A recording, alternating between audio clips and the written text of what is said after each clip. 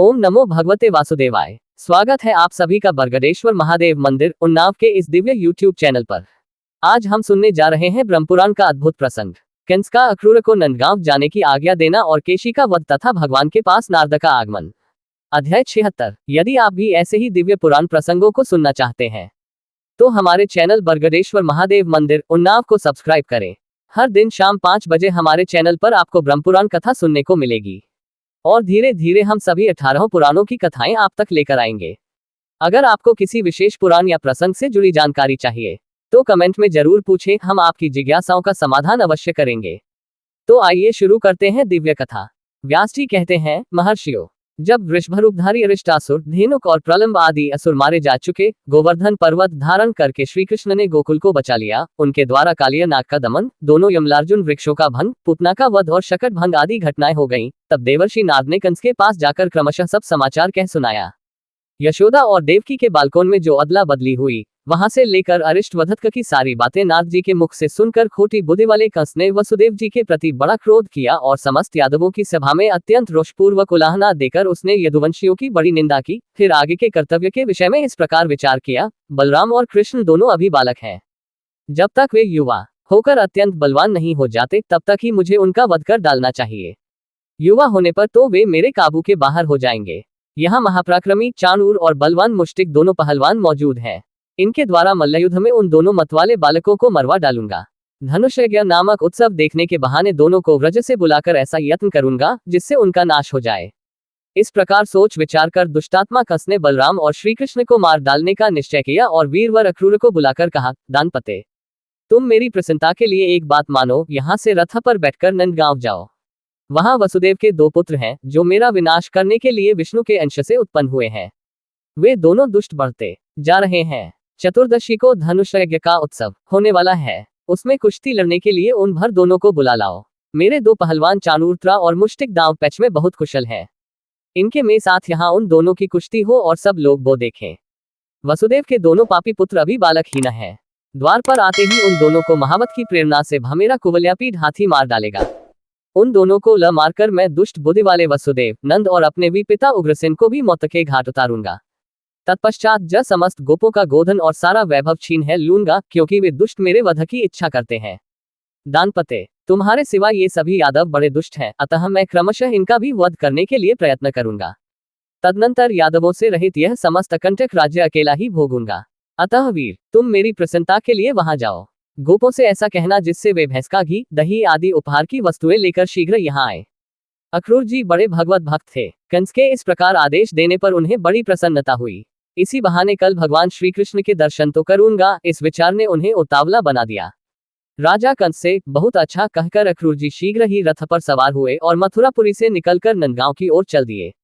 इधर कंस का दूत महाबली केशी कंस के ही आदेश से वृंदावन में आया। श्री कृष्णचंद्र का वध करना ही उसकी यात्रा का उद्देश्य था। उसने घोड़े का रूप धारण कर रखा था। वह अपनी टापों से पृथ्वी को खोदता, गर्दन के बालों से बादलों को उड़ाता तथा वेग से उछलकर चंद्रमा और सूर्य के भी मार्ग को लांघता हुआ गोपों के समीप आया। उसके हींसने के शब्द से समस्त गोप और गोपांगनाएं भयभीत हो भगवान गोविंद की शरण में गईं। उनकी त्राही त्राही की पुकार सुनकर भगवान श्री कृष्ण जलपूर्ण मेघ की गर्जना के समान गंभीर वाणी में इस प्रकार बोले, गोपालगण, इस केशी से डरने की आवश्यकता नहीं है। आप लोग तो गोप जाति के हैं। इस तरह भय से व्याकुल होकर अपने वीरोचित पराक्रम का लोप क्यों कर रहे हैं? अरे, इस दैत्य में शक्ति ही कितनी है, ये हमारा क्या कर लेगा? ये तो जोर जोर से हिनहिनाकर केवल आतंक फैला रहा है।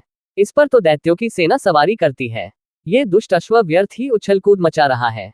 ग्वालों से यूं कहकर भगवान ने उस दैत्य से कहा, ओ दुष्ट, इधर आ, मैं कृष्ण हूँ। जैसे पिनाकधारी वीरभद्र ने पूषा के दांत तोड़ दिए थे, उसी तरह मैं भी तेरे सारे दांत गिराए देता हूँ। यो कहकर भगवान श्री कृष्ण केशी के सामने गए। वह दैत्य भी मुंह फैलाकर उनकी ओर दौड़ा। श्री कृष्ण ने अपनी बाह को बढ़ाकर दुष्ट केशी के मुख में घुसेड़ दिया। उससे टकराकर केशी के सारे दांत शुभ्र मेघ खंडों की भांति छिन्न भिन्न हो गिर गए। श्री कृष्ण की भुजा केशी के शरीर में है, बढ़ती ही चली गई। जैसे अवहेलनापूर्वक उपेक्षा मार किया हुआ रोग धीरे धीरे बढ़कर विनाश का कारण कर बन जाता है, वैसे ही वह भुजा भी उस दैत्य की जो मृत्यु का साधन बन गई।